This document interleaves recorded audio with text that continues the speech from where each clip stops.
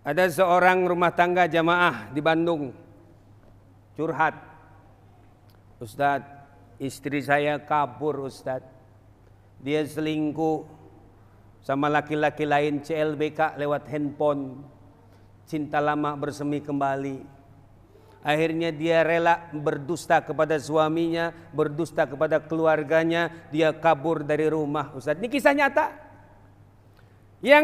Yang ditanya sama beliau apa? Saya mau tanya Ustadz, kira-kira saya boleh nggak menceraikan dia? Boleh. Tapi nanti dulu, tunggu 40 hari saya bilang. Kenapa? Kau menceraikan sekarang bukan karena Allah, tapi karena emosimu, karena hawa nafsumu. Tenangkan dulu. Jangan sampai cerainya karena hawa nafsumu, cerainya karena Allah. Bukan engkau yang mengeksekusi, tapi Allah lah yang mengeksekusi. Itu jiwa yang tenang. Akhirnya beliau tenang saja sampai kawan-kawan kerjanya bingung. Kok orang ini kok punya masalah nggak kayak punya masalah. Nah, jadi ciri orang yang tenang itu punya masalah sama seperti tidak punya masalah. Dikasih bahagia tenang, dikasih susah juga tenang. Nah itu tuh.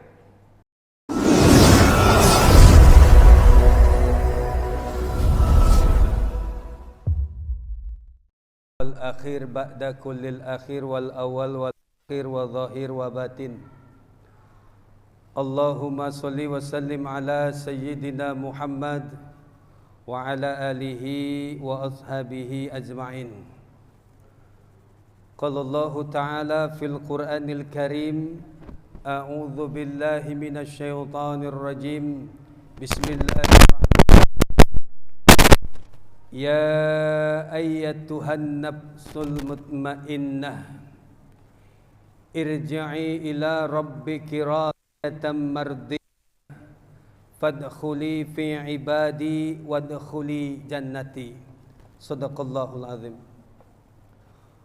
Orang tua kami yang insyaallah dirahmati Allah Subhanahu wa taala, para alim ulama, para kiai, para ustadz, terlebih khusus imam masjid, pengurus masjid, tokoh masyarakat yang insyaallah dirahmati Allah Subhanahu wa taala, bapak-bapak, ibu-ibu, tetangga-tetangga kami, abang-abang kami, kakak-kakak kami, adik-adik kami, anak-anak kami yang insyaallah di dunia dan kelak nanti di akhirat mendapatkan syafaat dari Rasulullah sallallahu alaihi wasallam.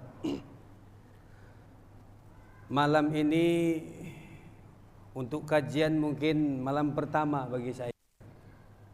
Biasanya saya sering ngisi kajian subuh di An-Nur, tapi itu pun tidak rutin karena memang dulu saya pernah tinggal di Villa Pesona Asri. Sekarang saya pindah di Buana Vista, alhamdulillah. Kalau pas libur jualan baru saya ngisi kajian di sana. Sehari-hari saya jualan bubur ayam, Pak, keliling dari Buana Vista sampai Pesona Asri, cuma 3 perumahan. Kok bisa tukang bubur ceramah itu kan? Makanya kenalan dulu, saya kenalkan diri dulu. Nama saya dari bapak saya dikasih Muhammad Fitrizal Hambali. Gelarnya SE. Kok bisa SE ceramah? Harusnya kan SAG ya enggak? Saya belajar thariqah Qadiriyah dari kakek saya. Karena kebetulan kakek saya dari bapak itu ngajinya thariqah Qadiriyah yang dibawa dari Pulau Tujuh, namanya Sedanau. Saya ini anak Sedanau darahnya, tapi bukan asli Sedanau. Ternyata kakek saya itu asli Bugis Bone Mandar. Ngajinya thariqah Qadiriyah Naksabandiyah yang dibawa oleh Syekh Abdul Manan, makamnya di sana tuh. Yang menyebarkan Islam di Mandar itu Syekh Abdul Manan namanya. Saya belajar thariqah dari kakek. Lalu saat belajar ceramah di mana, belajar ngaji di mana? Saya pesantren di Tangerang, pesantren NU. Saya nggak kenal NU karena saya dikenalkan dulu dari kecil thariqah. NU hanya ada di Jawa organisasinya, cuma menyebar di Indonesia. Saya ngaji di pesantren NU. Kalau ngaji di sana saya pondok pakai yang pakai pun nggak banyak. Habis itu selesai saya kuliah di Bandung. Tahun 97 seharusnya 96, 97 ngambil manajemen. jurusan ekonomi. Ya, kenapa? Biar kenal dulu. Ini siapa nih yang duduk di sini kalau nggak kenal kan? Saya ngambil sarjana di sana di Bandung. Kebetulan saya punya guru, seorang dosen Yai Sunan Gunung Jati, guru agama. Termasuk guru saya sehari-hari. Dan beliau ini orang Muhammadiyah, jadi lengkap. Muhammadiyah saya dapat, NU saya dapat. Waktu itu juga saya partainya PKB, aktif juga di PAN. Dulu ingat. Sekarang saya anti partai. Karena partai semuanya germo. Jadi kalau mau milih jangan milih partai, milih orang. Kira-kira cocok nggak sesuai dengan petunjuk Allah. Dah lari lagi. Ya, saya belajar di situ. Lalu kenapa Ustadz kok jualan bubur? Capek. Tahun 2009 saya pensiun di PT. Dari mulai operator sampai akhirnya jadi manajer planning. Akhir saya kerja di Siba Vision, sekarang namanya Alkon di Muka Kuning. 2009 jadi tukang bubur ayam. Alhamdulillah dari hasil itu istri saya kuliahkan, sekarang mempunyai gelar SPDI di Ibnu Sina. Gak saya suruh jadi guru, jadi tukang bubur ayam juga, mangkal tuh di sebelah kiri Masjid An-Nur, pinggir jalan. Tujuannya apa? Tujuannya agar tidak terkurung dalam gelar. Kalau hidup terkurung dalam gelar, kita tidak akan pernah hidup. Kenapa? Biasanya gengsi. Kita makan gengsi, akhirnya nggak makan nasi. Alhamdulillah istri saya tekun. Berapapun didapat, alhamdulillah cukup. Rupanya dari situ saya bisa cicil rumah, cash bertahap 7,5 juta per bulan, tukang bubur. Disitulah kita belajar bagaimana meyakini Allah dengan sesungguhnya. Maka pertama kali ini saya diundang, saya mau mengajak kajian tauhid. Kajian tauhid nantinya ujungnya, karena ilmu itu ada 3. Ilmu fikih, ilmu tasawuf, ilmu tauhid. Yang 3 jangan dipisah-pisahin, nyatu semuanya. Jangan cuma belajar ilmu fikih, harus belajar ilmu tasawuf. Jangan cuma belajar ilmu tasawuf, harus belajar juga ilmu fikih dan ilmu tauhid, karena rangkuman itu semua agar kita bisa menjadi manusia yang beruntung masuk ke surganya Allah Subhanahu wa ta'ala.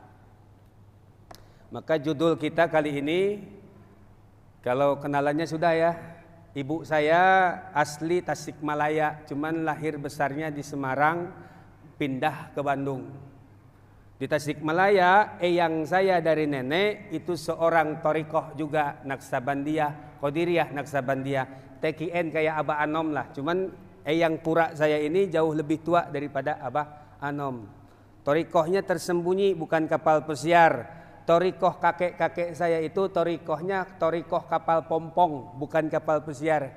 Yang cukup bawa diri keluarga, kalau ada tetangga mau ikut silahkan ikut, kalau enggak ya sudah. Nah sekarang saya duduk di sini pun bukan sebagai guru, bukan sebagai penyampai. Kebetulan saya punya resep makanan, yuk kita makan bareng-bareng. Begitu Pak. Ya. Tema kita ikhlas kunci menggapai surga. Mudah-mudahan cukup waktunya. Nanti ada sesi tanya jawab, silahkan tidak apa-apa. Karena saya biasa sesi tanya jawab, saya biasanya kajian di Masjid Baitul Amal Marselia. Itu 2 bulan sekali. Bulan genap minggu ketiga. Itu kajiannya sekarang kajian tauhid. Sebelumnya saya arahkan kajian tasawuf. Sudah ada kajian tasawuf dibawa oleh ustadz yang lain. Saya spesialisasi untuk tauhidnya saja. Ya, terus 2 bulan sekali juga saya ngisi di Citra Batam, Nurul Abidin. Itu kajiannya umum, tapi arahnya ke sana. Nah, kalau tiap bulan saya bulan kedua itu di Taman Raya Al Ikhlas. Saya nggak mau banyak-banyak juga sih kajian. Kenapa? Itu kan fardu kifayah, bukan fardu ain. Fardu ain saya jualan bubur ayam keliling untuk keluarga, itu fardu ain saya. Fardu kifayah kalau diundang sekali-kali ngisi enggak apa-apa. Asal jangan sering kali aja. Baik Bapak Ibu, tema kita ikhlas kunci menggapai ke surga. Ikhlas kunci menggapai surga. Tentu kita kalau ditanya mau masuk surga apa enggak? Mau. Tak ada yang enggak mau masuk surga. Semuanya pengen masuk surga. Surga itu adalah gambaran kebahagiaan, Bapak Ibu. Gambaran kesengsaraan neraka. Surga bisa didapat di dunia, surga bisa didapat di alam barzah, surga pun bisa didapat di akhirat. Jadi jangan dipikir surga cuma ada di akhirat, di dunia pun ada surga. Tapi bukan surga elektronik, Bapak Ibu. Kalau surga elektronik kena goyah aja tuh nyampe. Ini surga beneran. Siapa yang akan memberikan surga? Orang yang mendapatkan surga itu adalah orang yang mendapatkan rahmat Allah Subhanahu wa ta'ala. Di dunia dia dapat surga, orangnya dapat rahmat dari Allah. Siapa orang yang mendapatkan rahmat dari Allah? Yaitu orang yang senantiasa beramal soleh dan senantiasa melakukan ibadah yang diperintah oleh Allah Subhanahu wa ta'ala. Orang yang mendapatkan rahmat, cirinya dia harus menjadi hamba Allah dulu. Ciri hamba Allah tentu beribadah kepada Allah. Ibadah terbagi menjadi dua, ibadah mahdah, ibadah ghair mahdah. Ibadah mahdah apa? Rukun, aturannya baku, sudah diatur, tak boleh dirubah-rubah. Syahadat, tak boleh syahadat yang lain-lain. Syahadatnya ya asyhadu an la ilaha illallah wa asyhadu anna muhammadar rasulullah. Salat pun tak bisa berubah-ubah. Zuhur jamnya sekian, tak boleh zuhur jam setengah 4, jam setengah 3, tak boleh. Atau zuhurnya mendekati asar, tak bisa, batasannya sudah ada. Batasan zuhur kalau sekarang mungkin jam 2 kurang lah batasannya. Karena kalau sudah lewat jam 2 itu malaikat, counter malaikat yang catat zuhur dah pulang. Salat kita enggak bisa dilaporkan lagi, hangus. Sayang. Makanya kalau salat harus tepat waktu. Apalagi bapak-bapak, salatnya harus di masjid. Ibu enggak wajib di masjid. Bapak-bapak saja yang wajib di masjid. Yang wajib masak bapak-bapak bukan ibu-ibu. Yang wajib nyuci baju bapak-bapak bukan ibu-ibu. Karena yang wajib itu bapak-bapak. Wajib cari nafkah bapak, wajib nyuci baju bapak, wajib cuci piring bapak. Ibu itu cuma wajibnya satu saja, nurut sama suami. Ketika suami minta tolong, bu tolong cucikan piring, cuci piring. Bu tolong cucikan baju, cuci baju, jangan ngebantah. Surga tuh bu. Ibu surganya gampang, cuma nurut sama suami. Tapi suami yang benar, jangan suami yang nyuruhnya nggak benar. Ya. Siti Asyah punya suami Fir'aun tuh, sabar tuh. Akhirnya ditolong oleh Allah karena teguh imannya. Teguh imannya Siti Asyah punya suami Fir'aun. Fir'aun mau tidur sama Siti Asyah, diganti oleh Allah. Sebangsa setan, sebangsa jin yang tidur dengan Fir'aun. Jadi bukan Siti Asyahnya, tuh dijaga oleh Allah. Maka tugas kita mencontoh. Kenapa Siti Asyah dijaga oleh Allah? Karena teguh imannya. Nah, untuk meraih teguh iman tuh temanya beda lagi. Ya, kalau saya habisin semua nanti saya pas diundang lagi nggak ada bahan lagi masalahnya. Ini bahannya ikhlas saja dulu. Ikhlas kunci menggapai surga. Surga bisa nggak kita capai? Bisa. Di dunia bisa kita capai. Di alam barzah kita bisa capai. Di akhirat bisa capai. Di alam barzah surganya apa? Ketika datang malaikat mungkar nakir hendak bertanya, man rabbuka. Sebelum ditanya, lisan bulan yang terbaring di alam barzah terus berucap, la ilaha illallah, la ilaha illallah, la ilaha illallah. Kira-kira mungkar nakir bakal nanya enggak? Enggak jadi nanya, dia balik kanan langsung. Kenapa? Udah dijawab. Pertanyaannya pertanyaan man rabbuka, pertanyaan makrifat tuh. Siapa Tuhanmu, bukan bagaimana sholatmu, bagaimana rukukmu. Enggak, yang ditanya man rabbuka, yang pertama ditanya. Itu pertanyaan makrifat. Makanya penting kita ngaji tentang tasawuf, ngaji tentang tauhid, ngaji tentang fikih. Biar gampang nih gamblang, jangan sampai ngelihat tasawuf ngeri. Ini saya kasih ringan saja. Tasawuf itu punya metode. Nanti kita ketemuin nih. Tasawuf itu punya metode. Metodenya apa? Jangan nanya dalil kalau metode ya. Metode menuju bersihnya jiwa itu tasawuf. Untuk membersihkan jiwa ada dalilnya. Metode untuk menyucikan jiwa, metodenya ada 4. Pertama, syariat, tarekat, hakikat, makrifat. Itu metode. Jangan nanya dalil karena nggak bakalan ketemu dalil. Bapak kalau mau ke Nagoya pakai apa? Pakai mobil bisa, pakai sepeda bisa. Yang penting tujuannya Nagoya. Metodenya jangan nanya dalil. Paham Pak? Jadi orang yang bodoh kalau nanya dalil metode. Ya, metode. Di dalam tasawuf ada metode. Syariat, tarekat, hakikat, makrifat. 4 ini tidak boleh dipisahkan. Ini biar gampang nyernanya. Kalau nggak kecerna tanya aja nggak apa-apa. Karena kalau ngaji nggak paham rugi. Dalam syariat itu jembatan menuju ilmu fikih. Kenapa kita perlu ilmu fikih? Agar tarekat kita, tarekat solat kita, tarekat puasa kita, tarekat zakat kita, tarekat dagang kita, tarekat kerja kita di kantor, tarekat gojek online kita, itu tarekat tuh. Ya, bukan tarekat la ilaha illallah, bukan hanya itu tarekat itu. Tarekat solat, tarekat ngaji, ini tarekat nih. Bapak-bapak datang di masjid habis sholat langsung ngaji, itu tarekat ngaji. Torikohnya torikoh ngaji. Ya. Biar benar maka perlu syariat. Nah jembatannya itu syariat untuk menuju ilmu fikih. Biar sholatnya benar perlu bersyariat. Ngaji tuh ilmu fikih. Yang lahirnya akhir abad pertama Hijriah setelah Rasulullah wafat. Di zaman Rasulullah nggak ada ilmu fikih itu bid'ah. Ya. Di zaman Rasulullah nggak ada ilmu fikih. Lahirnya akhir abad pertama tahun 90-an. Datang kodifikasi ilmu fikih.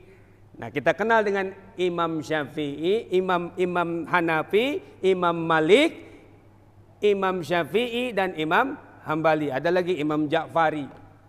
Kalau kita kan lebih mayoritasnya Imam Syafi'i. Disitulah kita belajar tentang syariat. Dari mana? Ustadz yang ngaji tentang ilmu fikih, ahli-ahli fikih. Makanya bagus pengurus wajib tuh bikin kajian. Mau ada jamaah apa tidak jamaah, yang penting bikin kajian. Karena apa? Bikin kajiannya saja sudah jadi ilmu, jadi bahan, jadi pahala, jadi ibadah. Wajib tuh. Undang siapa yang ngaji ilmu fikih. Jangan Hambali. Kalau Hambali ahli bubur ayam. Ahli bubur ayam. Untuk menuju apa ilmu fikih? Agar syariatnya, biar kalau syariatnya benar maka torikohnya pun akan benar. Bagaimana agar dagang kita itu benar? Maka harus bersyariat dagangnya. Tidak boleh sembarangan. Bagaimana agar kerja kita benar? Maka kerja kita pun harus bersyariat kerjanya. Sesuai dengan aturan Allah. Jadi PNS sesuai dengan aturan Allah. Mau makan sesuai dengan aturan Allah, itu syariat. Bahkan ada lagi yang ngaji sebelum syariat ada syarat. Kalau kita mau minum menghilangkan dahaga kan perlu syarat. Syaratnya apa? Harus ada gelas, harus ada air. Disatukan syariatnya menjadi satu gelas air. Diminum syariatnya diangkat. Bismillahirrahmanirrahim, itu tarekatnya. Bismillahirrahmanirrahim, biar yang diminum jadi berkah. Untuk menggapai surga kita perlu rahmat Allah. Orang yang mendapatkan rahmat Allah itu hamba-hamba Allah. Dalam Al-Quran surah Al-Fajr 4 ayat terakhir, apa yang Allah sebutkan? Ya ayyatuhan nafsul mutmainnah irji'i ila rabbiki radiyatan mardiyah fadkhuli fi ibadi wadkhuli jannati. Wadkhuli jannati, dan masuklah kamu ke dalam surgaku. Siapa mereka yang masuk ke dalam surgaku? Fadkhuli fi ibadi, maka masuklah ke dalam golongan hamba-hambaku, kata Allah. Jadi orang yang masuk ke surga itu adalah hamba-hamba Allah yang kumpul dengan hamba-hamba Allah. Hamba-hamba Allah tentu ngumpulnya di masjid. Tidak mungkin hamba Allah ngumpulnya di mall. Ya. Sekarang kalau di mall ada nggak kajian tematik ikhlas menggapai surga? Jarang, malah nggak ada. Ke mall ya cari apa? Cari dasi, cari baju, ya nggak? Di masjid tempatnya. Itu hamba Allah, terminalnya hamba Allah di masjid. Bikin majelis. Tidak perlu kita pengakuan dulu, tapi proses untuk menuju pengakuan buka dulu. Lalu ciri hamba Allah yang bagaimana? Yang dipanggil oleh Allah. Irja'i ila rabbiki radiyatan mardiyah. Hamba Allah yang diakui kehambaannya oleh Allah itu adalah orang yang kembali, kata Allah, kembalilah kamu kepada Tuhanmu yang ridha dan diridhoi. Ciri hamba Allah itu ridha dan diridhoi. Ridha dengan ketentuan Allah. Di zaman dahulu Bani Israel pernah nanya kepada Nabi Musa, "Hai Musa, tolong tanyakan kepada Tuhanmu, hai Musa, bagaimana caranya agar ridha Tuhanmu itu datang dalam kehidupan kami?" Nabi Musa sebelum nanya kepada Allah, Allah kasih tahu, beritahu kepada kaummu, hai Musa, kalau mereka ingin datang ridhaku kepada mereka, maka ridhalah dengan ketentuanku. Siapa yang ridha dengan ketentuan Allah? Yaitu orang-orang yang memiliki jiwa-jiwa yang tenang. Makanya disebut, ya ayyatuhan nafsul mutmainnah. Hai jiwa-jiwa yang tenang, bukan hai jiwa-jiwa yang gelisah, bukan hai jiwa-jiwa yang galau. Mau sealim apapun kita punya ilmu, kalau nggak ngaji sama ahli qalbu, galau kita. Maka pentingnya kita ngaji sama ahli qalbu. Mau setinggi ilmu kita, kalau dia tidak mau belajar kepada ahli qalbu, galau kita. Ada seorang rumah tangga jamaah di Bandung curhat, "Ustadz, istri saya kabur Ustadz. Dia selingkuh sama laki-laki lain, CLBK lewat handphone. Cinta lama bersemi kembali. Akhirnya dia rela berdusta kepada suaminya, berdusta kepada keluarganya, dia kabur dari rumah Ustaz." Ini kisah nyata. Yang ditanya sama beliau apa? "Saya mau tanya Ustaz, kira-kira saya boleh nggak menceraikan dia?" "Boleh. Tapi nanti dulu, tunggu 40 hari," saya bilang. "Kenapa? Kau menceraikan sekarang bukan karena Allah, tapi karena emosimu, karena hawa nafsumu. Tenangkan dulu. Jangan sampai cerainya karena hawa nafsumu, cerainya karena Allah. Bukan engkau yang mengeksekusi, tapi Allah lah yang mengeksekusi." Itu jiwa yang tenang.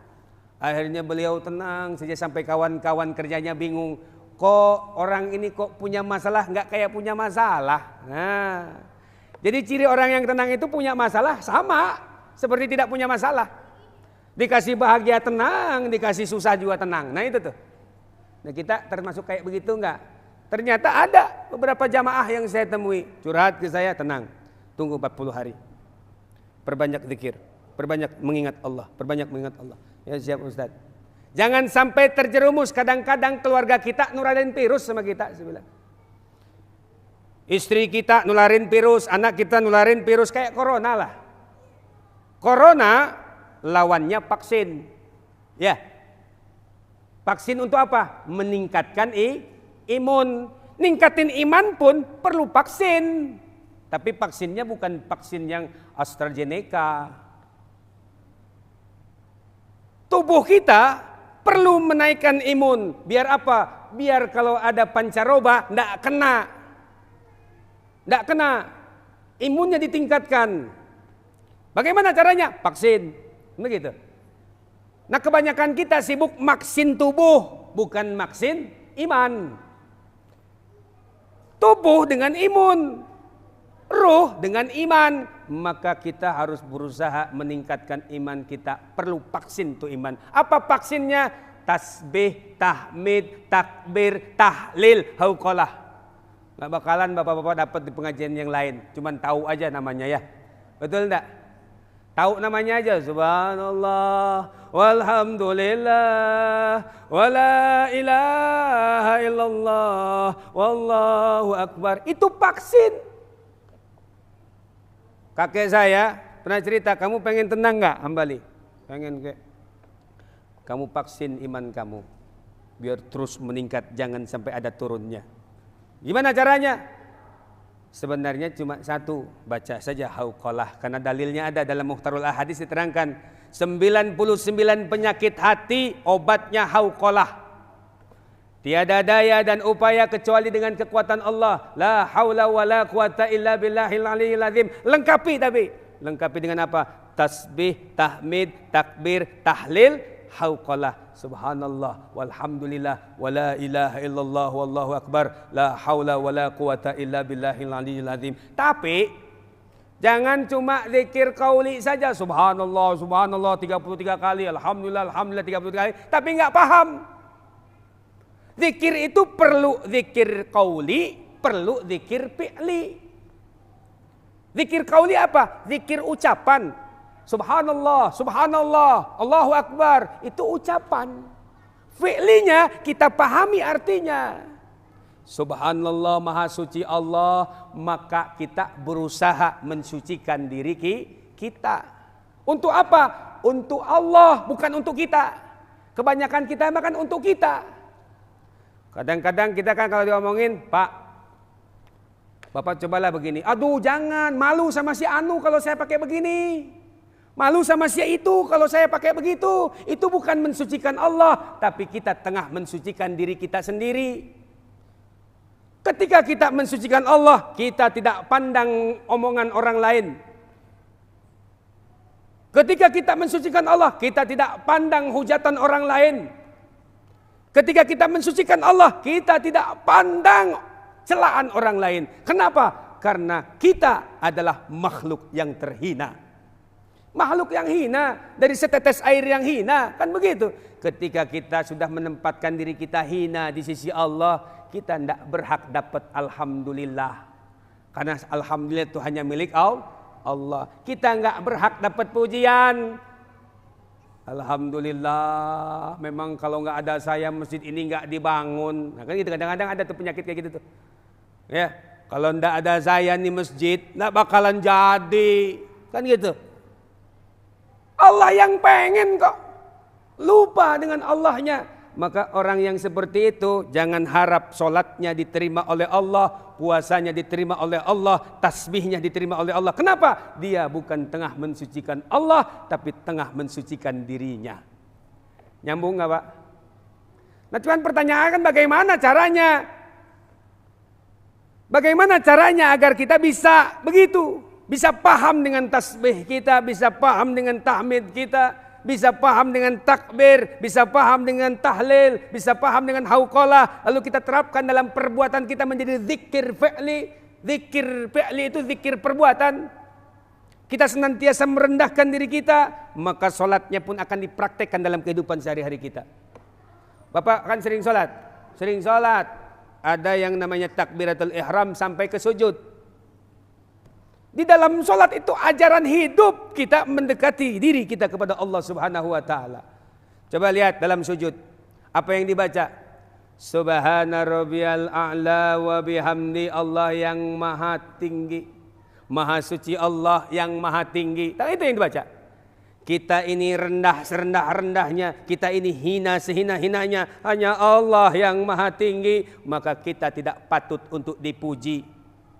Yang membuat kita hebat, yang membuat kita bangga dengan kegagahan, karena bisa jadi karena pakaian yang kita pakai.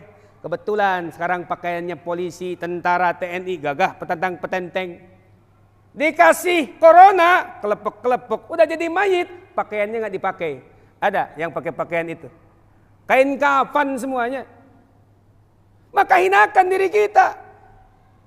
Kita tidak ada apa-apanya. Kita sama di hadapan Allah. Kita ini rendah di hadapan Allah. Kita ini hamba. Maka kembali kepada fitrah kita apa? Allah itu ciptakan manusia. Wa ma khalaqtul jinna wal insa illa liya'budun. Tidaklah aku ciptakan jin dan manusia semata-mata untuk beribadah, menjadi hambaku. Jadilah hamba. Kita hina di hadapan Allah. Itu akhlak sujud. Rendahkan diri kita di hadapan Allah. Ada lagi, rendahkan diri kita, rendahkan hati kita kepada sesama makhluk, itu akhlak ruku. Apa yang dibaca dalam ruku? Subhana rabbiyal azimi wa bihamdi, masih maha suci Allah juga yang dibaca. Yang maha agung, tidak ada keagungan, hanya milik Allah. maka kita patut merendahkan hati kita di hadapan semua makhluk. Jangan petantang petenteng. Oh, saya ustadz nih, petantang petenteng. Saya orang alim nih. Nah, begitu kan? Cium tangan. Makanya saya paling ngeri kalau disebut al-mukarram, al-ustadz. Saya lebih sebut Pak De. Makanya saya lebih senang kalau keliling disebut Pak De, bubur ayam Pak De. Ya, Pak De. Kenapa? Terjebak. Kakek saya bilang, Zal. Kalau kakek saya bilangnya Zal, karena nama saya kan Fitri Zal. Zal, kamu pengen selamat enggak? Selamat apa? Ya dunia, akhirat kamu selamat. Kamu jangan pedulikan makhluk, tapi kalau menolong makhluk silakan, tapi karena Allah. Caranya gimana? Caranya kamu harus tahu sumber penyakit hati itu apa. Apa penyakit sumbernya itu? Sumber penyakit dalam diri kita itu bangga, ujub. Ujubnya nggak dosa, kata dia. Kita bangga anak kita jadi dokter, kita bangga anak kita jadi tentara, bangga nggak dosa. Tapi ketika kita bangga anak kita menjadi tentara, lalu tengah kita tidak, anaknya bukan jadi tentara, lalu kita meremehkan, merendahkan tetangga kita, itu jadi dosa. Kenapa? Dari ujub lahirlah kesombongan. Kalau sudah sombong, itu sifat iblis masuk. Oh, jadi harus hilangkan rasa bangga. Makanya hancurkan gelar kamu. Jangan hidup di lingkaran gelar. Alhamdulillah saya jualan bubur, ndak ada yang lihat saya sarjana ekonomi, Pak. Pak De, bubur. Saya bilang, Mbak, kuliah di mana, Mbak? Dulu kuliah di Uniba, Pak De. Ngambil apa? Kebidanan. Yang 3 tahun atau 4 tahun? Yang 4 tahun, Pak De. Oh, D4 ya? Kok tahu Pak De D4? Kira-kira bisa sombong nggak? Orang lain menang kita nggak sekolah. Dalam hati, saya S1 masa nggak tahu D4, gitu kan? Dalam hati. Disitulah alhamdulillah tidak ada ruang kita untuk sombong. Bangga aja nggak ada. Biarkan orang menghina kita, yang penting kita jangan menghina orang lain. Biarkan orang merendahkan kita, yang penting kita jangan merendahkan orang lain. Karena memang kita rendah kok. Yang menjadikan kita hebat bukan kita, pakaian yang kita pakai. Besok Allah ambil pakaian itu, hilang kehebatan kita. Sekarang saya mau tanya, siapa yang mengedipkan mata kita? Kita. Coba saya praktekkan. Coba sekarang bapak-bapak, ibu-ibu buka matanya. Jangan dikedipkan. Kalau memang kedip milik bapak-bapak, ibu-ibu. Buka terus sampai 2 jam 3 jam. Jangan kedip. Bisa menguasai mata? Tidak bisa. Menguasai mata aja kita nggak bisa kok. Besok bisa bisulan bisa. Apa jangan? Bisul jangan. Tidak ada. Tubuh kita aja kita nggak bisa kuasai karena Allah yang maha berkuasa. Nah, untuk menggapai itu perlu yang namanya alat. Perlu yang namanya upaya. Namanya apa? Ikhlas. Itu upaya. Ikhlas itu upaya. Upaya apa? Membersihkan kotoran-kotoran yang ada dalam ibadah kita. Mata beribadah. Apa ibadah mata? Berkedip. Melihat. Telinga beribadah. Apa ibadah telinga? Mendengar. Tangan beribadah, apa ibadah tangan? Mencengkram, megang ini, megang itu. Kaki beribadah, apa ibadah kaki? Melangkah. Nah, biar ibadah kita itu benar di sisi Allah, perlu ilmu. Namanya ilmu tasawuf. Dalam tasawuf tadi saya katakan syariat, tarekat, hakikat, makrifat. Nah, untuk menggapai itu masuknya dalam ranah metode hakikat. Nyambung gak, Pak? Nyambung. Tadi bertoriko harus bersyariat, ngaji ilmu fikih. Nah, sekarang bertoriko harus sampai ke tujuan. Kita hendak menuju kemana? Itu kan toriko. Kita mau berangkat kemana?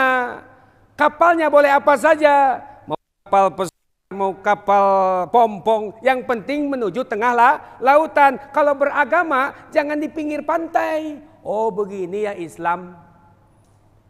Kalau beragama naik kapal. Kapalnya namanya torikoh. Torikohnya bisa sholat, bisa puasa, bisa ngaji, bisa zakat. Itu torikoh. bisa berumah tangga. Rumah tangga juga thariqah. Jangan dipikir bukan thariqah.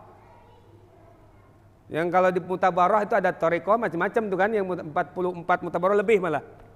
Ya. Itu thariqah yang kapal pesiar kalau itu. Ini kita thariqah biasa, kapal pompong. Ngaji diri. Jadi kalau kita beragama, duduk naik kapal. Mau kapal pompong menuju tengah lautan. Tapi setelah sampai tengah lautan, yang dicari jangan ikan tongkol. Kebanyakan kita udah punya ilmu, naik kapal pesiar. Pergi ke tengah lautan, naik kapal nelayan. Pergi ke tengah lautan, yang dicari ikan. Habis ikan, nyari lagi. Habis ikan, nyari lagi. Kan seperti itu.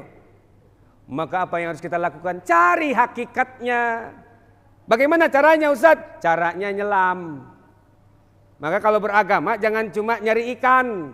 Anak saya pesantrenkan supaya apa? Supaya tahu agama. Tapi nggak tahu tujuannya. Tujuan beragama itu biar tahu ke titik akhirnya. Maka beragama jangan cuma ngintip di pantai. Orang kalau di pantai kan cuma lihat, lautan luas ya. Tapi nggak tahu luasnya kayak gimana. Naik kapal ke tengah lautan. Di tengah lautan jangan puas mendapatkan ikan. Jangan puas mendapatkan ikan hiu. Mentang-mentang saya alim nih, akhirnya sombong. Padahal ilmu itu ada yang lebih dalam lagi. Apa? Selami. Penyelam pasti dia berlayar. Pelayar belum tentu penyelam. Betul enggak Pak? Maka kita harus belajar menyelam. Nah, biar ketemu dengan hakikatnya. Apa hakikat agama? Apa hakikat ibadah? Kalau khutbah kemarin saya bilang kan ada ruhul ibadah lil ibadah. Kalau khutbah kan saya bahas ruhul talbiyah. Ya, semangat memenuhi panggilan Allah. Kalau sekarang ruhul ibadah lil ibadah, semangat beribadah untuk ibadah. Biar ibadah kita bukan digunakan untuk mencari ikan, mencari duit, mencari perut, isi perut. Kita selami biar bernilai ibadah di sisi Allah. Karena hanya hamba Allah lah yang ibadahnya benar-benar sampai kepada Allah, diakui kehambaannya dan pasti masuk ke surganya Allah. Hidupnya, jiwanya tenang. Ini pasti Pak, tidak perlu pakai insya Allah. Pasti, karena janji Allah. Fa'alhamaha fujuraha wa taqwaha. Aku ilhamkan kepada jiwa 2 jalan, kata Allah. 2 jalan. Jalan apa? Jalan fasik dan jalan takwa. Jalan takwa itu lurus. Jalan fasik itu berkelok-kelok.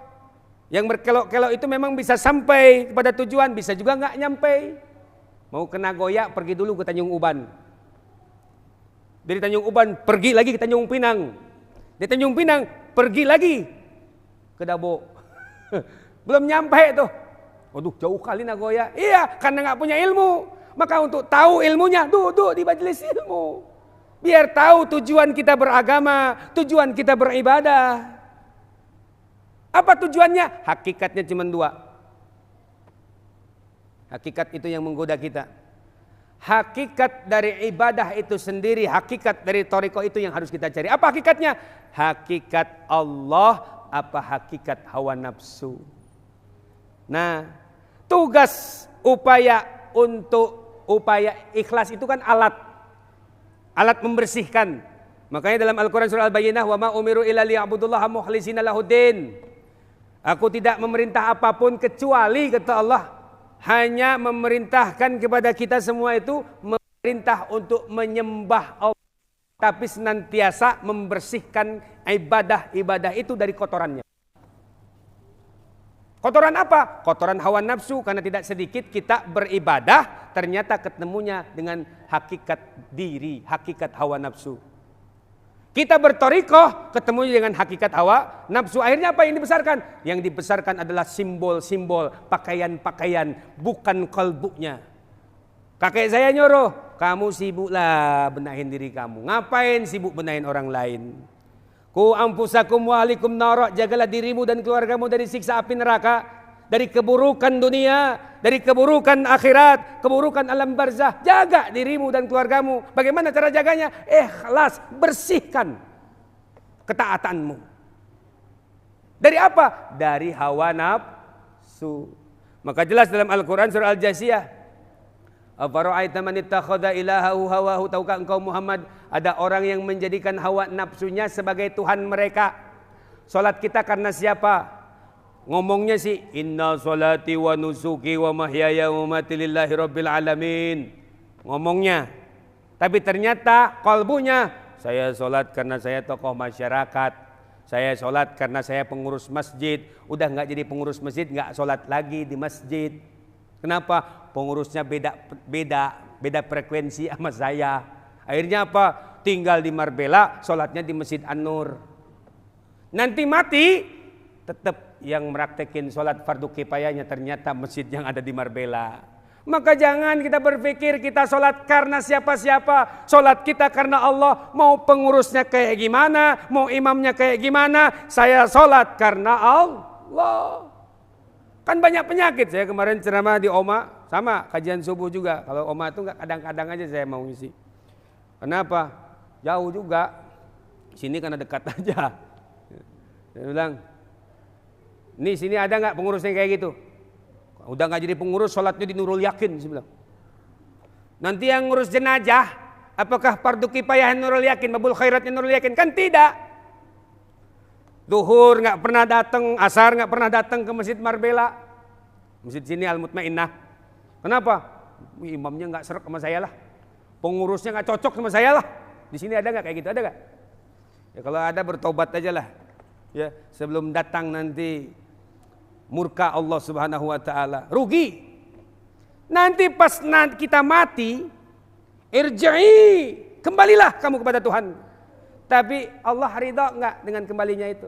Sedangkan yang dipanggil oleh Allah itu yang jiwa-jiwanya tenang, yang ridha, Allah ridha kepadanya dan mereka ridha dengan ketentuan Allah.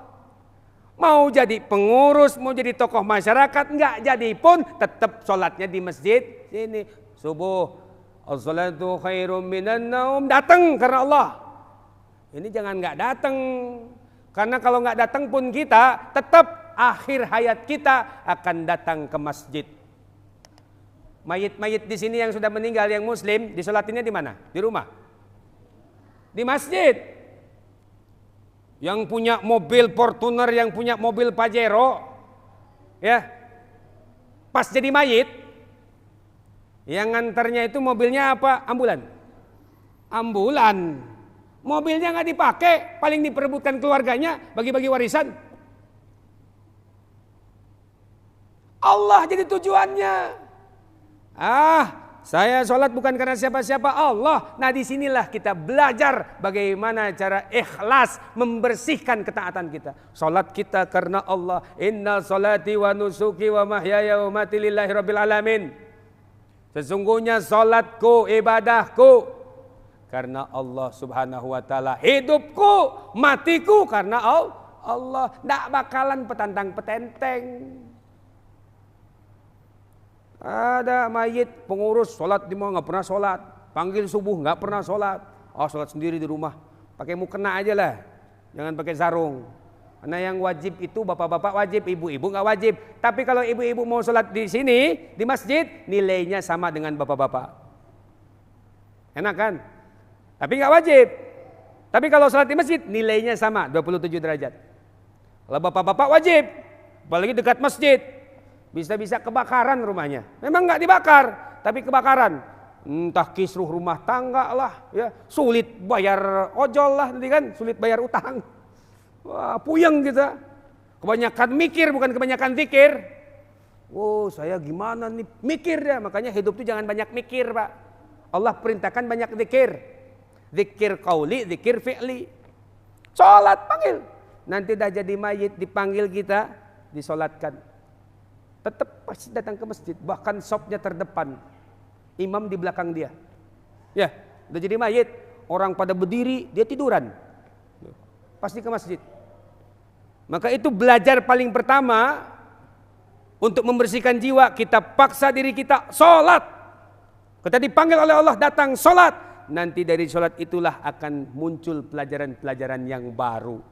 Bagaimana kita belajar puasa, bagaimana kita belajar zakat, belajar berumah tangga, belajar dengan ibadah-ibadah yang lain dan ketemu dengan hakikatnya. Jangan sampai ketemu hakikatnya bukan hakikat Allah, hakikat hawa nafsu. Ustaz, apakah zaman sekarang begitu? Enggak, dari sejak zaman Nabi Adam. Sebelum saya tutup. Di surga yang membuat Nabi Adam keluar dari surga, ya, itu bukan iblis laknatullah. Yang membuat Nabi Adam dan Siti Hawa keluar dari surga itu karena hawa nafsu yang ada di dalam diri Nabi Adam dan Siti Hawa. Apa hawa nafsunya? Hawa nafsu keabadian di surga. Saya pengen abadi di surga. Makanya setan, iblis laknatullah gampang ngegodanya, molesnya. Wah, Hawa dulu, karena biasanya perempuan yang hawa nafsunya gede. Coba lihat perempuan, kalau megang handphone buka Shopee, beli satu yang datang banyak. Ya, pergi ke mall, bapak ajaklah ke mall. Pak, beli bajulah buat anak-anak. Emaknya pun beli akhirnya. Peralatan dapur beli. Hawa nafsu. Makanya iblis gampang ngegoda Siti Hawa. Wah, kamu mau apa? Pengen abadi, pengen panjang umur di surga. Oh, kalau pengen panjang umur gampang, wah. Tuh makan, ada buah namanya buah keabadian, buah khuldi namanya. Makan, tapi jangan sendirian, wah. Ajak suami kamu, masa pengen abadi sendirian? Oh iya, bujuk tuh Siti Hawa kepada Nabi Adam. Nah, Nabi Adam godaannya perempuan. Makanya dikit-dikit pakai dalil poligami, ya. Dalilnya sah ini poligami, tapi pakai hawa nafsu. Rasulullah aja berpoligami, tapi hawa nafsu. Tuh hati-hati itu.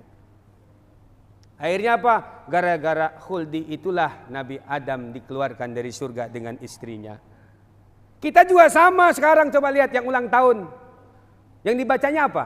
Doanya apa? Panjang umurnya, panjang umurnya, panjang. Nggak ada sebut, ada berkah umurnya, nggak ada tuh. Sama, pengen panjang umur dunia, makanya pengen dipoles, udah tua, kelihatan masuk rumah masuk operasi plastik, ember tempelin semua tuh, biar kelihatan muda.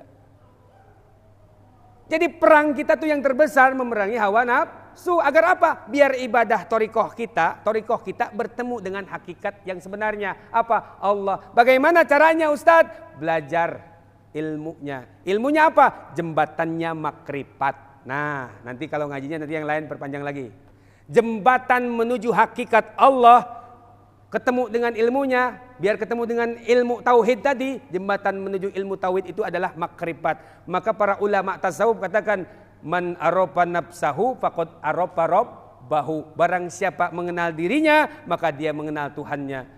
Ulama tasawuf pun katakan, awaludin makrifatullah, permulaan agama itu mengenal Allah. Makrifatullah, makrifat itu jembatan menuju ilmu tauhid. Ilmu tauhid itu adalah ilmu mengenal Allah. Nanti akan saya jabarkan, mudah-mudahan bisa ketemu waktunya, ya. Nggak usah sering tiap bulan, ya kadang-kadang juga nggak apa-apa, 2 bulan sekali, 3 bulan sekali, ya. Atau 6 bulan sekali juga nggak apa-apa. Nyambung, cuman ingetin lagi aja. Jadi jembatan menuju ilmu tauhid, makrifatullah. Man arofa nafsahu faqad arofa rabbahu. Bagaimana cara mengenal Tuhan ya Allah? Bagaimana cara mengenal Allah ya Ustadz? Cara mengenal Allah itu satu, kenali dirimu. Apa yang ada dalam dirimu, kenali yang dalam diri kita itu paling besar itu hawa nafsu. Maka kenali hawa nafsu kita, tundukkan hawa nafsu itu, kecilkan volumenya, yang dibesarkan Allahnya, disitulah kita bisa menguasainya. Siapa Allah yang sebenarnya? Nah, tapi kami ini nggak tahu siapa Allah, Ustaz. Saya cuma tahu Allahu Akbar, tapi Allah itu yang bagaimana? Karena tidak sedikit kita yang sholat di sini Allahnya beda. Takbirnya sama, Allahu Akbar, tapi ternyata Allahnya beda. Ada yang Allahnya bersemayam di atas aras, ya enggak?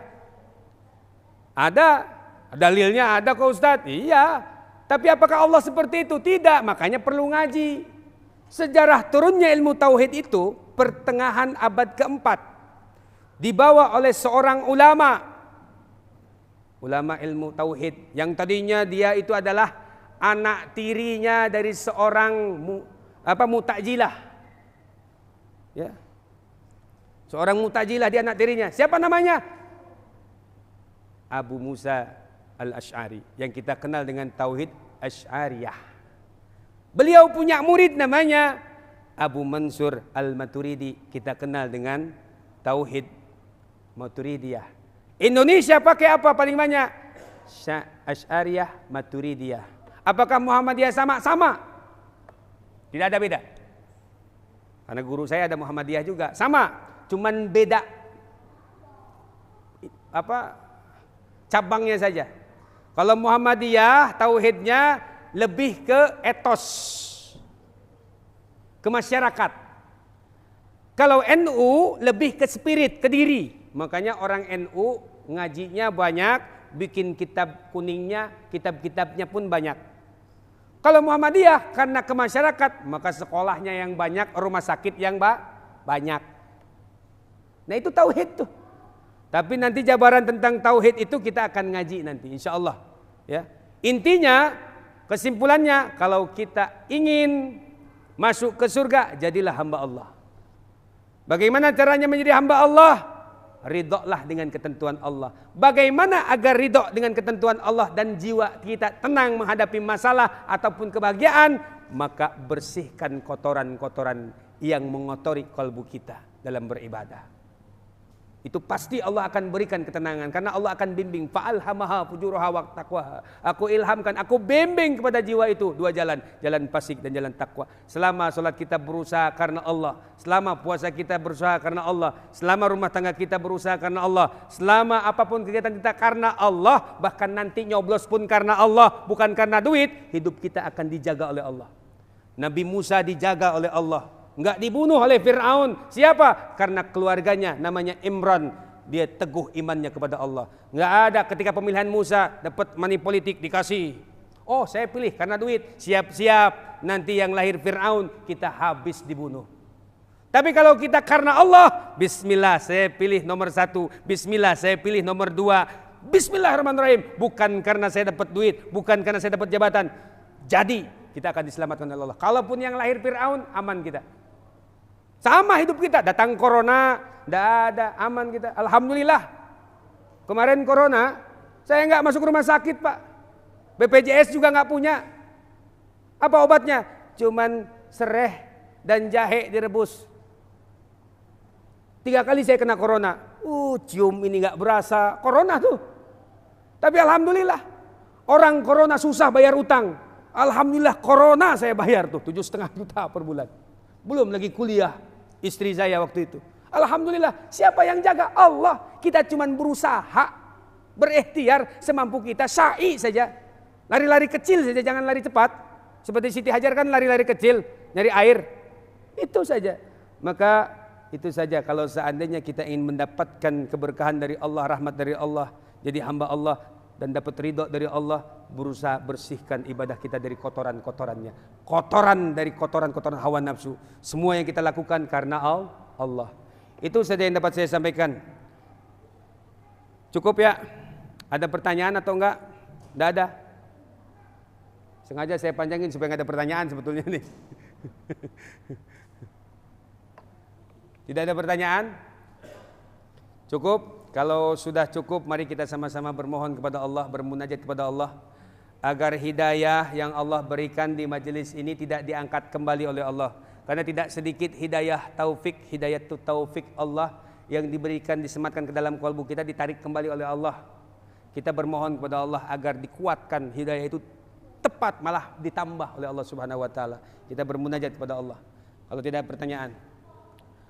A'udzubillahi minasyaitonirrajim. Bismillahirrahmanirrahim. Alhamdulillahirabbil alamin. Hamdan syakirin, hamdan na'imin, hamdan yuwafi ni'amahu wa yukafi mazidah. Ya Rabbana lakal hamdu kama yanbaghi li jalali wajhika wa 'azimi sultanik. Allahumma salli ala sayyidina Muhammad wa ala ali sayyidina Muhammad. Allahumma salli ala sayyidina Muhammad wa ala ali sayyidina Muhammad. Allahumma salli ala sayyidina Muhammad wa ala ali sayyidina Muhammad.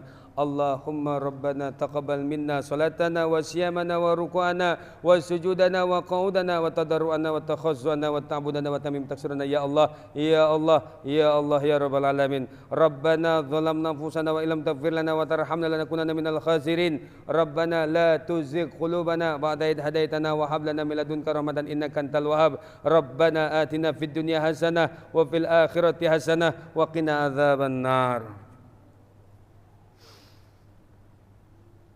Subhanallah walhamdulillah wa la ilaha illallah wallahu akbar. La haula wa la quwata illa billahil aliyyil azim. setiap detik, setiap menit terdapat hikmah. Wabillahi taufiq wal hidayah. Walakum minkum. Wassalamualaikum warahmatullahi wabarakatuh.